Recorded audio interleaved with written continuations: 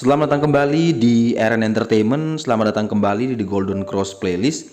Seperti biasa, hari ini kita akan melanjutkan review saham part yang ke-74. Namun sebelumnya, bagi teman-teman yang belum subscribe channel ini, sekali lagi teman-teman jangan lupa tekan tombol subscribe, nyalakan lonceng notifikasinya agar teman-teman tidak pernah ketinggalan informasi-informasi terbaru dari channel kami.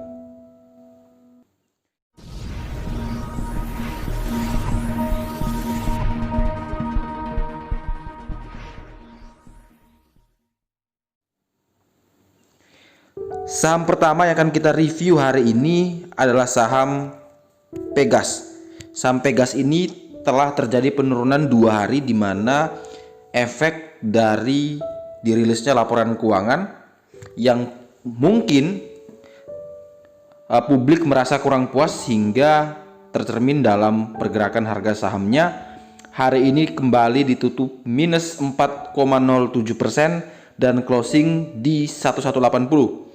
Saham Pegas sendiri telah turun di bawah PBL-nya di 1225 dan saham Pegas berpeluang untuk terus melanjutkan penurunan menuju ke support akhirnya dia, yaitu di 1130 yang mana merupakan 40 hari rata-rata terendah dari saham Pegas. Bagi teman-teman yang ingin membeli saham ini, saya rekomendasikan boleh beli di dekat 1130 atau teman-teman boleh menunggu, boleh bersabar, teman-teman beli saat dia break dulu di 1225. Di situ ada PBL yang sekarang jadi resistance, maka teman-teman beli saat dia berhasil break dulu di 1225. Atau kalau misalkan besok dia open turun dulu, maka teman-teman bisa tunggu di sekitaran area 1130, 1135 untuk teman-teman melakukan pembelian.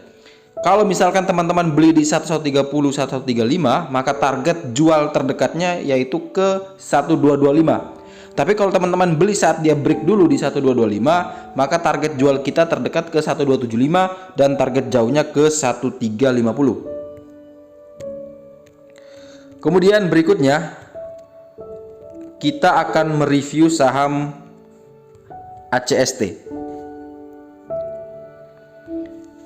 Saham ACST ini ditutup minus 6,34% di harga 266, di mana ditutup tepat berada di gold line yang menurut saya sepertinya hari ini dia ARB. Kemudian teman-teman bisa perhatikan bahwa PBL-nya berada di 246, sehingga risknya dari 266 ke 246 itu cukup lebar, ada 20 poin. Sehingga saya rekomendasikan teman-teman kalau ingin beli saham ACST ini ada dua pilihan. Yang pertama, teman-teman beli di sekitaran area 246 sampai 248, atau teman-teman beli selama dia berada di atas 266 dengan target kenaikan kita terdekat ke 288 dan target jauh kita kembali menuju PBH yaitu di 580. Batasi stop loss jika dia turun di bawah 246.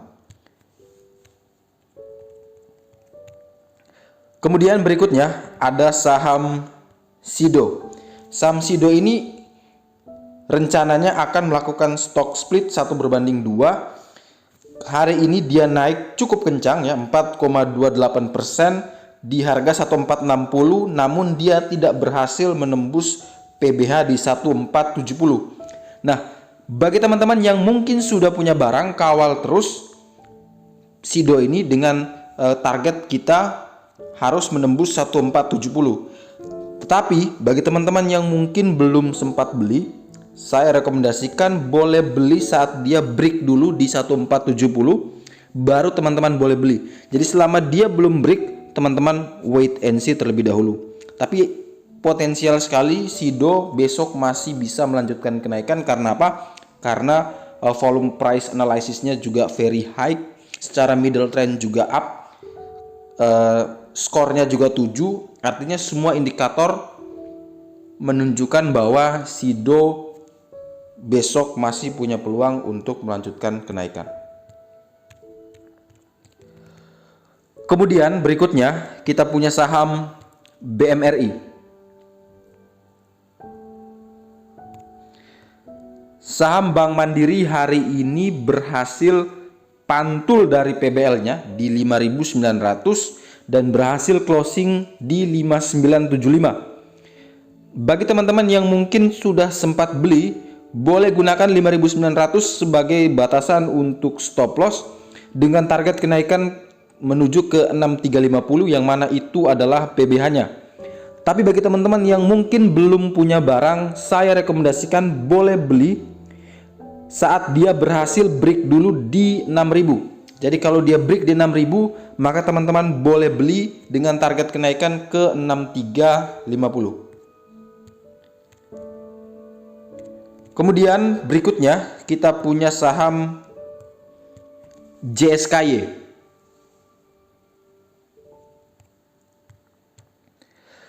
Saham JSKY hari ini ditutup naik sangat tinggi ya, di 28,69% di harga 148, dan semua baik PBL, PBH, Greyline itu sudah berhasil ditembus, sehingga kita coba melihat JSKY secara weekly kemana pergerakannya. Kalau tidak salah JSKY ini akan melakukan right issue ya, menerbitkan saham baru.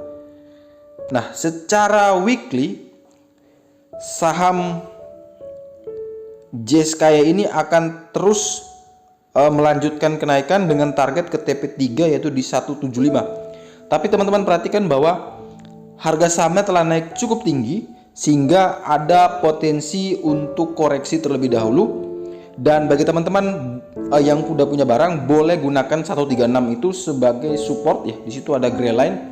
Teman-teman bisa pakai itu sebagai support, tapi kalau bagi teman-teman yang belum punya barang, saya rekomendasikan wait and see terlebih dahulu. Saya tidak ingin mengambil risiko sebesar ini walaupun JSKY masih punya potensi kenaikan yang lebih tinggi.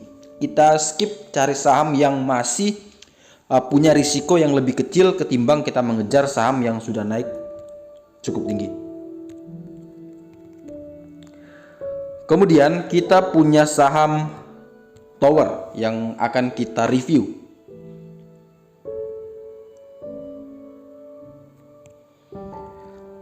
Saham Tower hari ini berhasil ditutup stagnan ya. Sempat dia turun, hari ini dia berhasil ditutup stagnan di 1050 dan berpeluang besar untuk terus melanjutkan kenaikan menguji PBH di 1070.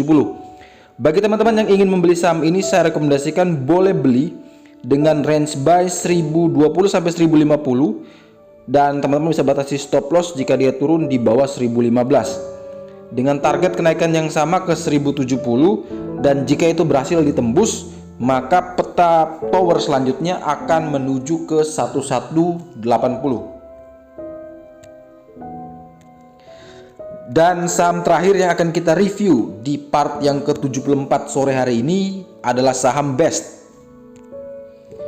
Saham BEST hari ini ditutup naik 9,09% di harga 168 dan tadi sempat menembus PBH di 171, namun sayang sekali dia tidak berhasil bertahan di atas PBH. Sehingga ini cukup rawan ya bagi teman-teman yang mungkin belum punya barang. Saya rekomendasikan boleh beli asalkan saham BEST ini break dulu di 171. Jadi ketika dia break dan 171 itu berada di posisi kiri atau di posisi bid, maka teman-teman boleh beli dengan targetnya kita menuju ke TP3. TP3 masih 168, targetnya kita akan pakai weekly.